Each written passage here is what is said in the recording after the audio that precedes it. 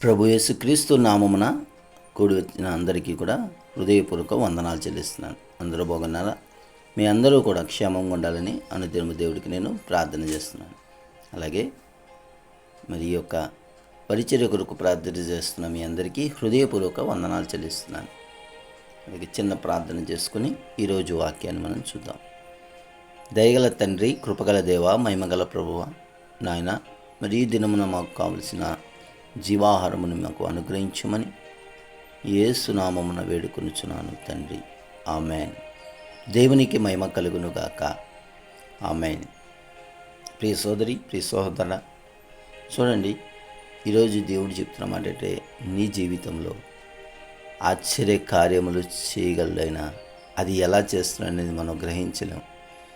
పొందుకున్నది తెలుస్తుంది. చూడండి, యోబు గ్రంథము 37వ అధ్యాయము 5వ వచనము ఒకసారి చదువుదామా? దేవుడు ఆశ్చర్యముగా ఉరుముధ్వనిని చేయును, మనము గ్రహింపలేని గొప్ప కార్యములు ఆయన చేయును. ఆమేన్. నీవు గ్రహింపలేని గొప్ప కార్యములు నీ పట్ల ఆయన చేయుటకు ప్రణాళిక సిద్ధమై ఉన్నది. ఆయన చేయడం ప్రారంభించి ఉన్నాడు. అది జరుగుతుంది, ఆ ప్రాసెస్. కానీ మనకు తెలియదు, అంతే. మనకు తెలియదు. అది జరిగిన తర్వాత ఆ గొప్ప కార్యము నా దేవుడు నాకు చేశాడని నువ్వు సాక్ష్యం చెప్పే దినము రాబోతుంది సోదర, సోదరి. ఖచ్చితంగా వాక్యం సెలవిస్తుంది, దేవుడు ఆశ్చర్య కార్యములు, మనము గ్రహింపలేని గొప్ప కార్యములు ఆయన మన జీవితాల్లో చేయడానికి సిద్ధమై ఉన్నాడు. ఆయన ప్రాసెస్ స్టార్ట్ చేశాడు. అది ఎలాగుంటుందనేది మనం చెప్పలేం. ఎందుకంటే చూడండి, ప్రసంగ గ్రంథము మహాజ్ఞాని, మామూలు వ్యక్తి చెప్పిన మాటలు కావు. బైబిల్లోనే మహాజ్ఞాని. పాత నిబంధనలో మహాజ్ఞాని ఎవరండి? సొలొమోన్ మహారాజు. ఇంకా ఆయన ముందుగానే, ఆయన తర్వాత కానీ అంత జ్ఞానం ఎవరికి లేదు. అటువంటి మహాజ్ఞాని సొలొమోను 3వ అధ్యాయంలో 11వ వచనంలో చెబుతున్నాడు, దేని కాలమందు అది చక్కగా ఉండునట్లు సమస్తము ఆయన నియమించి ఉన్నాడు.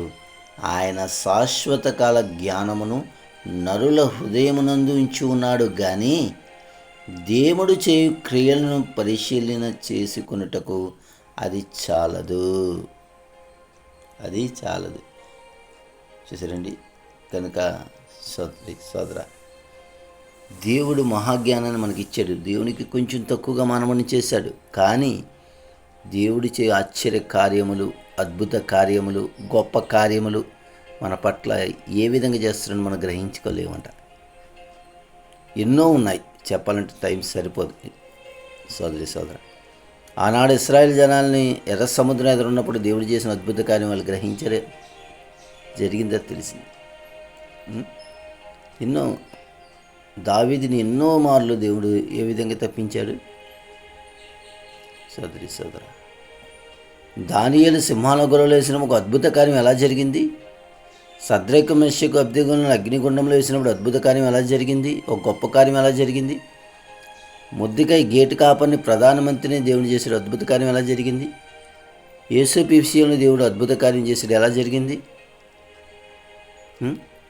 పేతురు వలలు వేస్తుంటే చేపలు పడతలే, ప్రభు వచ్చి అన్నాడు, పేతురు కుడి పక్కన లోతుగా వేయి అన్నాడు. విస్తారమైన చేపలు, వలలు పిలికిపోయినంత, అంటే అంత విస్తారమైన చేపలు, ధోనిలు సాలినంత చేపలు పడ్డాయి. ఎలా పడ్డాయి? అద్భుత కార్యం. మన జీవితంలో కూడా దేవుడు అటువంటి అద్భుత కార్యం ఈరోజు చేయబోతున్నాడు. నీతో నాతో మాట్లాడుతున్నాడు. మనము గ్రహింపలేని గొప్ప కార్యములు ఆయన నీ పట్ల, నా పట్ల చేయుచున్నాడు. అటువంటి గ్రహింపులేని కార్యాలు మనం పొందుకొని దేవుని యొక్క నామమును మహిమపరచాలని ఆయన ఆశపడుచున్నాడు. కనుక ప్రియ సోదరి, సోదర, నీ జీవితంలో చేస్తున్న కార్యములను మర్చిపోక ఆయనకి కృతజ్ఞత స్తుతులు చెల్లించు. దేవుడు ఇంకా ఎన్నో కార్యాలు నీ పట్ల చేస్తాడు. అట్టి గొప్ప కృప దేవుడు మనకు అనుగ్రహించును గాక. ఆమేన్. దేవునికి మహిమ కలుగును గాక. ఆమేన్.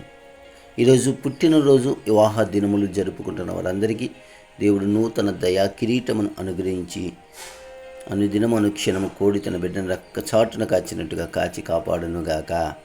ఆమేన్. అందరికీ వందనాలండి.